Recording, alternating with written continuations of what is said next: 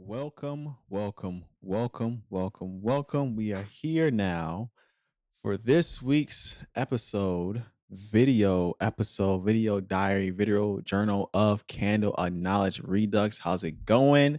My name is Jarvis Smith. This is Candle Knowledge Redux. As I said, if you're new to this or you're new to me, this is about my stories, my journeys, about my deceased parents and the lessons they taught me in the wake of their deaths, reimagined in a video format. This week is a very special week here, not because I got myself a good old haircut, no, but shout out to the barbers out there. Um, it's about audio, man. This is 25 years of audio. I had mentioned this before in the opening. If you didn't know, well, I'm saying it again now. 25 years of audio for me, and I have been recording myself for since the year 2000, and I'm just here excited to celebrate. So this episode is going to be dedicated to microphones. In particular, microphone love is going to be about me just talking about my journey in audio. Now, I know some of you might be wondering, there's going to be some reviews right now. How does this relate to your parents and all this other stuff like that? Don't worry, let me get there. It won't be about reviews by no chance. I'm not doing the reviews. Shout out to all the people who do podcasts, audio equipment gear reviews, or microphone reviews, music instrument reviews here on video platforms like this.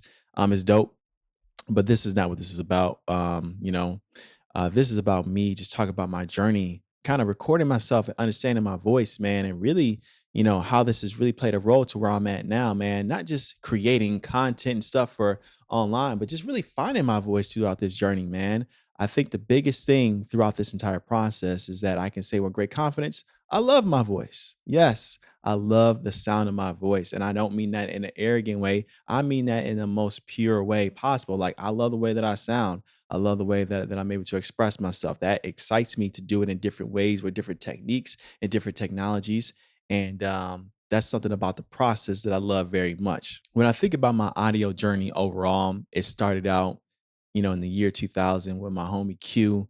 When we were trying to start our own rap group at the time, we were making music, and I was just like, okay, how do we kind of get this stuff going? How do we kind of get our own gear? How do we kind of get this stuff off the ground? Like, I know you need all these different things, these different music instruments or whatever, but how do you do this now? So when I was turning maybe 12 at the time, my mom had got me a boombox that had a built-in microphone, and that was the beginning because it had the built-in microphone. It plays CDs, but also you can record yourself on cassettes. So therefore, at the time, I got some cassettes, and I know all this stuff sounds archaic and dated, and I'm definitely dating myself. But hey, I don't care. This is how I came up. All right. So I got some blank cassettes, put them into the boombox there, and I was able to record myself. And that's essentially how I would be recording myself. And we would go old school with it. We would use a little thing called the MTV Music Generator. One, Q actually ended up getting two. I ended up getting one, but we had the music generator, so we would make beats using the MTV Music Generator, and we would put the boombox next up to the speaker on the TV,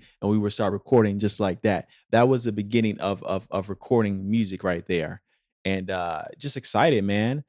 We also used to use instrumentals from back then when the singles would come out. We would have the instrumentals of the different records that were out. One instrumental that I remember rapping over and over again was Mace, Tell Me What You Want, the instrumental. We did a whole entire maybe like little mixtape, literally a mixtape of just us rapping over that instrumental, making songs, different type of songs than that. Players Party and all this other stuff like that were the go-to things. So that was just the beginning stages with our young voices rapping and doing our thing. But the evolution from that, when my audio experience with microphones and stuff like that was in this little cheap desktop mic. Once I got my very first computer, like a compact computer back in like 98 or whatever it was, 99.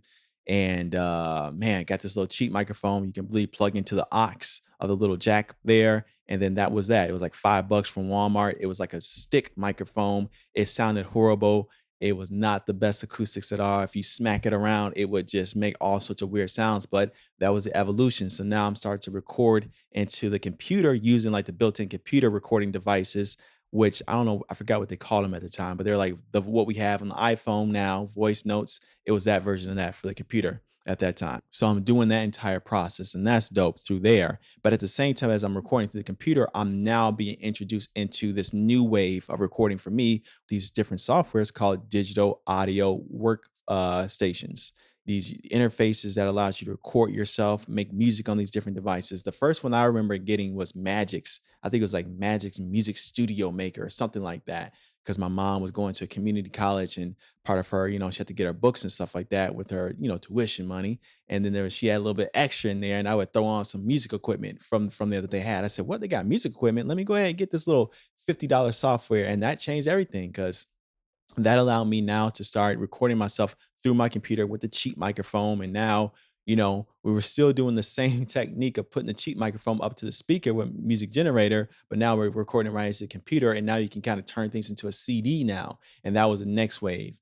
And then from there, we graduated from that, literally moving on to the next era of recording ourselves, through the TV, but also through the speaker box with these instrumentals that my boy Q was getting from some of his family members, that we were doing. And we started passing that stuff around in high school. We had like this song called Something's Burning Down Here. It was like our quote unquote club banger that we had. And we were passing around through the hallways. And at that time, people had to listen to the music when we wanted to share with them, not through links, but like we got the CD player and then kind of just going up and down the hallways. Check us out, check us out, check us out. This is that new stuff. And I think at that time, it was so innovative for us for what we were doing because nobody was recording themselves like that at their home. Because at the idea of home recordings like we do now, it wasn't the thing that it was. Like, right? People can hop on their phone and just record anything, videos, audio, whatever. But at that time, man, it wasn't as easy for some teenagers to come together and just record themselves and make their own, like basically albums, no matter how shitty the audio was, right? It was a whole entire experience. So we started doing that. We started making some noise through there. So that was a process there. But things didn't change for me microphone wise until I got introduced to my very first USB microphone, which was a Samson CO1U. That was iconic because now that was a condenser microphone. These are the studio microphones. That was a USB. And that was like the first ever USB microphone. If I'm correct, the first ever USB microphone created of that time. And this had to be around 2005. Yeah, roughly 2005, '06, and this was that whole new era. So like, wait a minute, now I can take this and plug into the USB slot, and now I have this quality sounding audio that doesn't sound muffled when you smack the microphone. It is a condenser microphone, so it's still super sensitive, but it sounds amazing now. And then that just changed everything because now I've learned through that process how to import MP3s and WAV files into the multi-track software I was using, the DAW that I was using. Still using Magix at the time. Shout out to Magix. I got my whole entire audio journey started. And now I got this microphone and now I'm recording albums through there and the audio quality went up. And then again, it was that innovative thing, still passing on music in high school. And it's like, man, the high school peers and stuff like that, friends were like, this sounds different now. What are y'all doing? How are y'all able to do this? Because at the time too, going back to that time, everybody was in rock bands and starting bands, which is super dope. But it took forever to record a rock band. But Q and I, man, we were making music like we would come over literally. Q would come on a Friday night, get some pizzas because my father was working at a Pizza Hut or whatever, get some pizzas on the way back home, and we would just knock out a whole entire album's worth of material within like, within one night, 20 songs in one night. Now, granted, these songs, they were hit and misses, but we were doing the whole entire thing at that time. But then also in addition to that, we were also producing our own music, not through the MTV generator, but using this software called Reason. In 2000, roughly 2004, all the way to 2006, I got that software Reason, and that was just a whole another thing. And this is where Reason could record and be a VST plugin and all that stuff that it is today, now in 2025. At that time, it was just a sequencer, a DAW that can only produce music, which was dope. And then you can just export the audio as a WAV file or whatever and import it to whatever type of recording DAW that you were using. So that was a process, man. That was a journey. So between that microphone, between Reason, everything like that, that's a whole entire journey. And the one thing I can say as I'm taking the pause, as I'm talking about all this different stuff here, is that throughout this entire journey, man, the beautiful thing that my parents did for myself, from my best friend Q, well, it was just very encouraging, man. They never told us to stop. They never told me to like, man, this is silly what y'all doing. This is goofy. You need to get outside the house. This is stupid. What are y'all doing? Rapping, making all this noise. I think the only complaint that my mom had was just like, hey man, because I was living in a very small apartment and we had to record in her bedroom because that's where the computer was at. So on the weekends, my mom would like to kick it in the living room and Q and I would be back there in the back room. But when she wanted to go to sleep, she's like, y'all ain't gonna be up here to midnight recording when I'm trying to go to sleep on the weekend. So that was probably the only thing. And but other than that, man, they were encouraging of that creativity. And I think that's the biggest thing why I'm here today doing what I'm doing now. And I've been on this 25-year journey is because my parents, both my mother and my father, created this environment where they supported both through their encouragement and also through their finances because they put money behind all this stuff too. I didn't have no money as a kid, a teenager, especially at that time, to get microphones, to get softwares and all this stuff like that. Like when they were spending money, especially when they got me the software Reason, and that was a very expensive software. I was like, they did it. And I was like, okay. And then they got these microphones for me, man, like, man, I was like, dude, they really believe. So like, that's the biggest encouragement that I take away from all that is just that support that I had. Never had the most money in the world, but I had the most support in the world and that room to explore and be creative and never had my creativity stifled or my voice stifled when it came to the creativity. I mean, I think the only policy besides the room stuff was like, don't be cursing and all that stuff like that up in the house. Again, that's my mom. Apostle a little bit more relaxed, but I think that they both were like be respectful ultimately. And we had fun with it, man. I think that was the entire journey at my crib and doing that stuff. So throughout that process, that's what it was. I thought that the goal for me was going to be to become a rapper, become an MC, but that wasn't out for me. But I still was in love with the audio process, so I stayed with it. And then obviously, once my parents passed away, my father passed away in 2011. My mom passed away in 2017. I started stepping into the next wave of my audio life, which was now audio storytelling through podcasting. And then I started getting introduced to these other type of condenser microphones that were more suited for vocals, for more spoken word versus performing and stuff like that. And that's kind of the direction I started going. And I would say throughout that journey, I think that, a little bit fast forward here, but I think being introduced to the Shure MV7 in roughly 2020 when that mic got created, because that was now, I was using USB condenser microphones, which is still a big deal, but that was the first dynamic USB condenser microphone that I remember using. And then dynamic microphones just create a whole different vibe and a whole different energy, man, and just a whole different mindset as far as like just the thickness of the voice and just the delivery and the tonality, the stuff that I like. That's just what I like coming out of for me. So now when I started doing these storytelling at that time, still doing the Candle Knowledge podcast audio series, just the whole entire production level got better.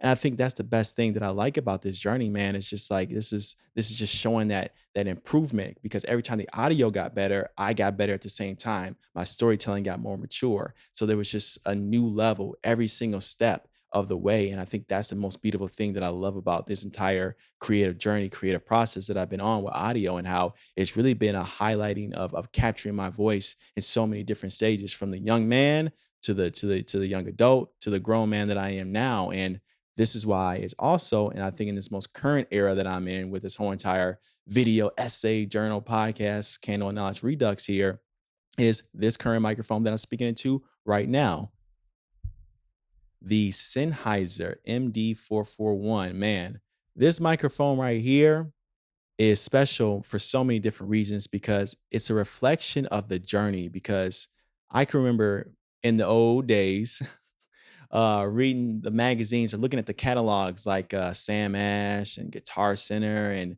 all these different places that had music instruments and stuff like that I would be looking at, and you would see the prices on some of these gear and be like, man, this costs that much, this costs that much. I'm like, man, I'll never have that type of money to be able to afford that as a kid. And then now I'm at this level as a grown ass man, able to take care of myself and also be able to invest into my creativity, into my interests, into my hobbies the way that I am. And this microphone represents that journey, still having that passion, that desire, that fire to go through this journey of recording myself, but also leveling up myself. But also, too, it just is symbolic because it just represents just the different stages and era. Like this microphone is very fitting for what I'm doing here.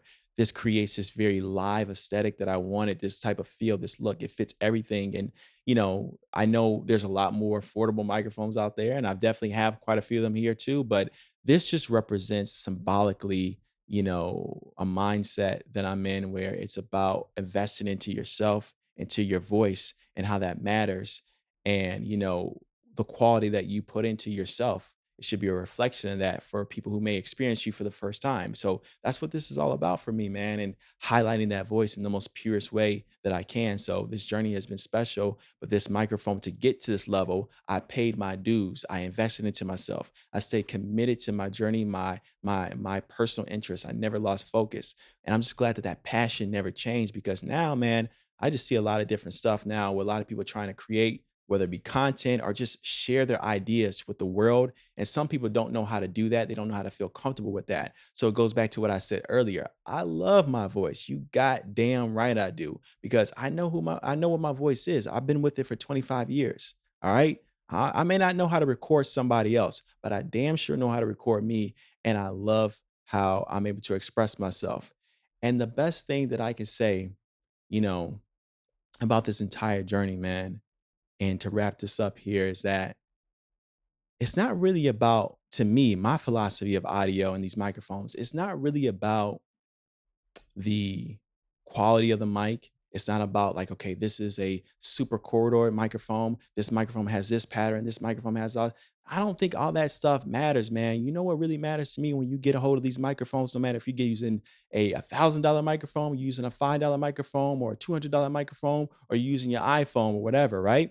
The key thing is whenever you step in front of that microphone, no matter which version of it is that you have in your hand, if you don't speak from the heart when you have this in your hand, this shit ain't gonna work.